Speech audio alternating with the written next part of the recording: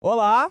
Hoje a gente vai revisitar uma obra-prima de 700 anos, mas com um olhar completamente novo.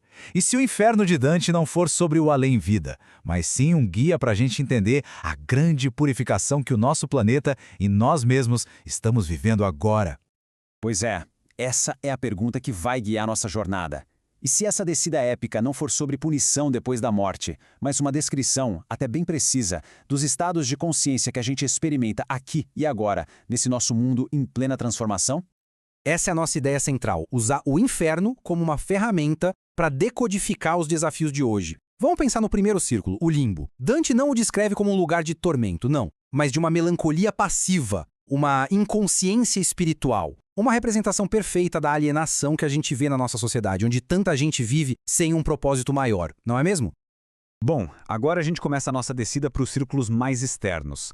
Essa região, o inferno superior, é o domínio dos pecados da incontinência.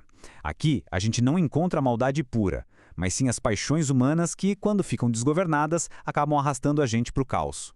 E o primeiro desses reinos da paixão é o segundo círculo, o domínio do desejo.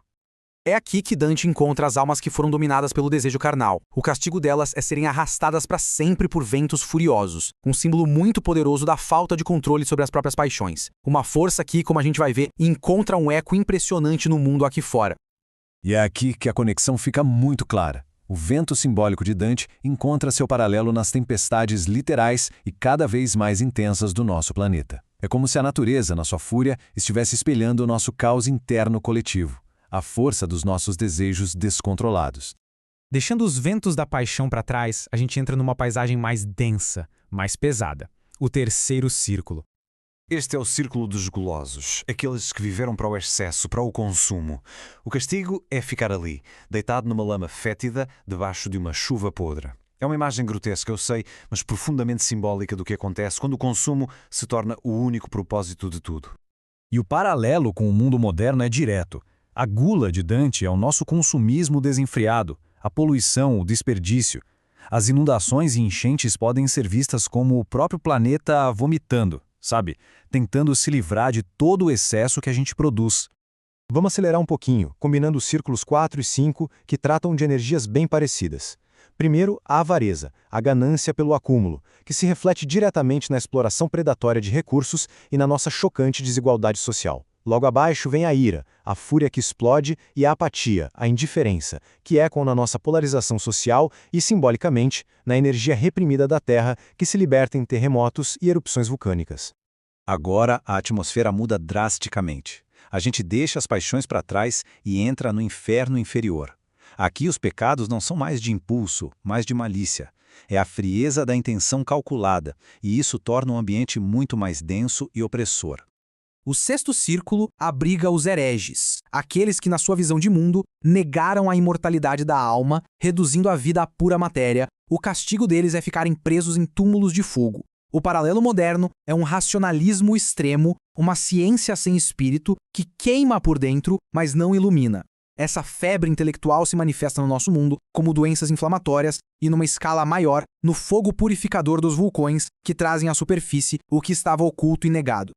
O sétimo círculo é complexo, dividido em 3 tipos de violência, e ilustra de um jeito brilhante a nossa situação atual. Primeiro, a violência contra o próximo, simbolizada por rios de sangue, hoje refletida nos nossos rios contaminados pelo descaso. Segundo, a violência contra si mesmo, os suicidas que se tornam árvores secas, hoje ecoada na epidemia de depressão coletiva. E por fim, a violência contra Deus e a natureza, que se manifesta como a nossa deliberada destruição do meio ambiente. Chegamos ao 8º círculo, o da fraude. Dante descreveu 10 valas para diferentes tipos de enganadores. Hoje a gente chama isso de Era da Desinformação. Fake news, manipulação da mídia, corrupção, gurus de fachada, semeadores de discórdia, tudo isso cria uma fumaça mental coletiva, um campo de confusão e ansiedade. E agora, chegamos ao fundo do abismo. O 9º e último círculo, o lugar reservado para o pecado que Dante considerava o mais grave de todos, a traição. O que se encontra no centro do inferno não é fogo, mas gelo, um lago congelado. O castigo para a traição é a ausência total de calor, a ausência completa de amor e compaixão. É o congelamento do coração. Mas e se essa descida angustiante não for sobre condenação eterna? Vamos virar a chave agora. E se todo o inferno for, na verdade, um mapa de um processo de cura, uma purificação necessária para nós e para o planeta? É aqui que entra o conceito de transição planetária. A ideia de que a Terra está passando por um período de intensa limpeza, um reequilíbrio de suas energias. Sob essa ótica, o Inferno de Dante deixa de ser uma história de punição e se torna quase um manual desse processo de purificação. A ideia central é esta. Cada círculo do inferno representa um nível de energia densa que o nosso planeta e nós com ele está limpando. As tempestades, os vulcões, os terremotos, eles deixam de ser desastres aleatórios e se tornam sintomas de uma febre curativa, o corpo planetário expelindo suas toxinas. E essa citação conecta tudo de forma poética. O gelo do 9º círculo, o coração congelado da traição, está derretendo nos nossos polos. Simbolicamente, a Terra está chorando, liberando memórias e traumas antigos, descongelando tudo que foi reprimido e negado por eras. Então, se essa descida ao inferno é, na verdade, um processo de purificação coletiva e planetária, a pergunta final se volta para dentro. Que parte da nossa vida, das nossas emoções e das nossas crenças está passando por esse fogo, por essa limpeza, neste exato momento?